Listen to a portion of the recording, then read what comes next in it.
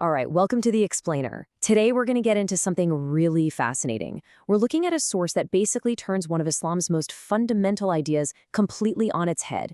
It suggests that a core concept has been, well, misunderstood for centuries.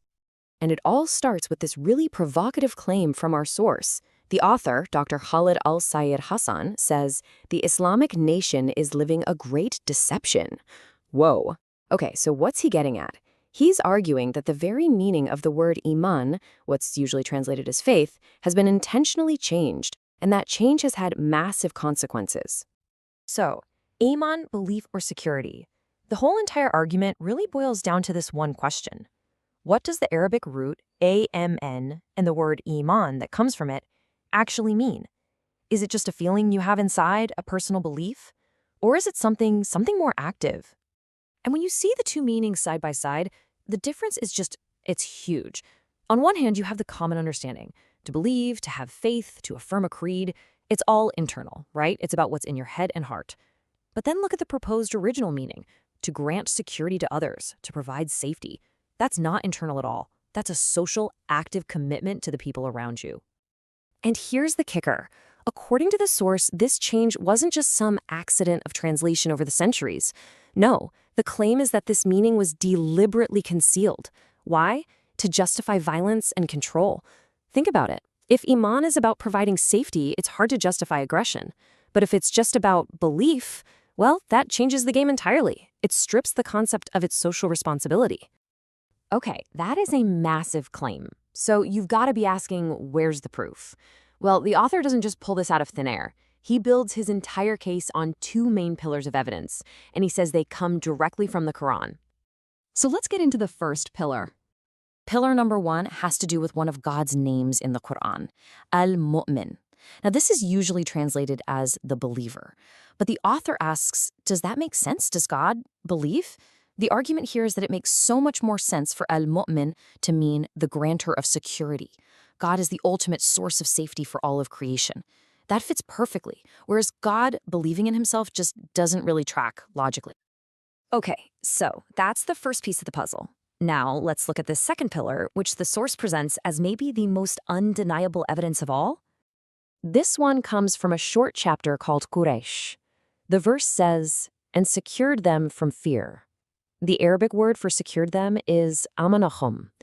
And here's why this is so important. Out of more than 500 times this root word appears, this is the one place where literally every single interpreter, without exception, agrees it means to grant security. So the author poses a simple question. If the word, spelled the exact same way, clearly means to secure here, why on earth would we translate it as to believe in all the other hundreds of instances? All right, so with that foundation laid, let's put on these new glasses, this new lens of granting security. Let's go back and reread some pivotal verses, especially the ones that have always been used as the main evidence for the belief definition, and see how they change. So what about the strongest traditional evidence? If you ask a classical scholar, hey, prove to me that Iman means belief, they'll almost always take you to the story of Joseph in the Quran.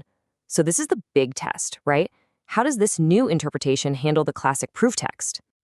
Okay, so in the story, Joseph's brothers come back to their father after, getting rid of Joseph, and they say, but you will not be a mu'min to us, even if we were truthful. And for centuries, this has been translated as, you will not believe us. This verse is basically Exhibit A for the traditional definition. But the author reinterprets this completely. He says what they're really saying is, you will not grant us security again because of what we have done.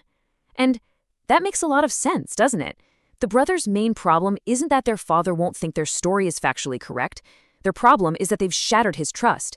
He won't protect them. He won't feel safe with them. He won't grant them security anymore. It's about a broken relationship, a broken social bond, not just a matter of belief. Let's take a look at another super common phrase. You see this one over 50 times in the Quran. Those who amana and do good deeds. So if we're going with our new definition, amanu means they granted security. But that raises a question, right? Verbs need objects. Granted security to whom? The verse often just leaves it hanging.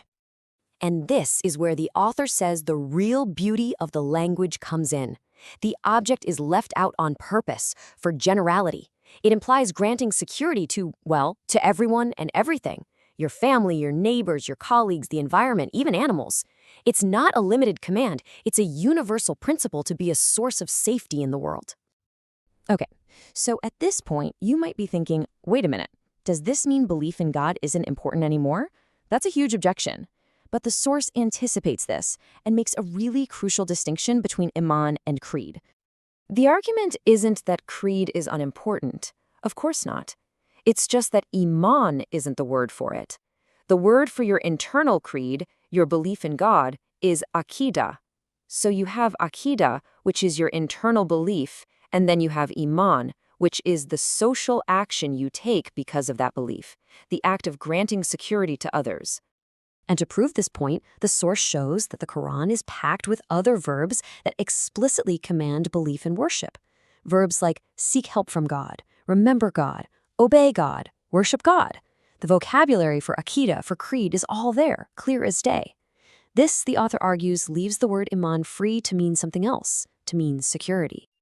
So, after all of this deep dive into linguistics and theology, what's the point? Why does this matter?